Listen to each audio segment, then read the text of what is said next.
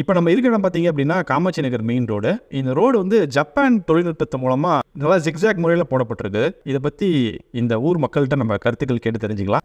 ஏங்க நீங்கள் போன தடவை வேறு ஏதாவது சொல்றீங்க, இன்றைக்கி வேறு எழுதி கொடுக்குறீங்க. யோ கட் பண்ணியா? யோ அப்போ நான் வேறு சேனலில் இருந்தேயா, இப்போ நான் சேனல் மாறிட்டேன். சம்பளம் சேர்த்தி கொடுக்குறேன்னு சொன்னாங்களா, மாறிட்டேன். அதனால் இப்போ நான் சொல்கிறத மட்டும் சொல்லு, சரியா? நாங்கள் போன தடவை மாதிரி 200 நம்ம 300 கொடுங்க, பேசுகிறேன். 300 சரி போய் தொலை, கரெக்டாக பேசணும். வணக்கங்க.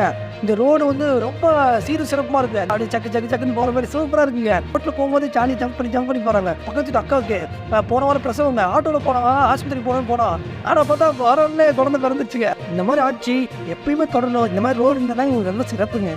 ரொம்ப நன்றிங்க. மக்கள் அனைவரும் தமிழக அரசின் இந்த சிறப்பான செயல்பாடால் ரொம்ப சந்தோஷமாக இருக்கிறாங்க. தமிழக அரசோட இந்த சாதனை மேலும் தொடர மக்கள் விரும்புகிறாங்க. காமாட்சி நகர் மெயின் ரோட்டிலிருந்து உங்கள் அறிவழகன்.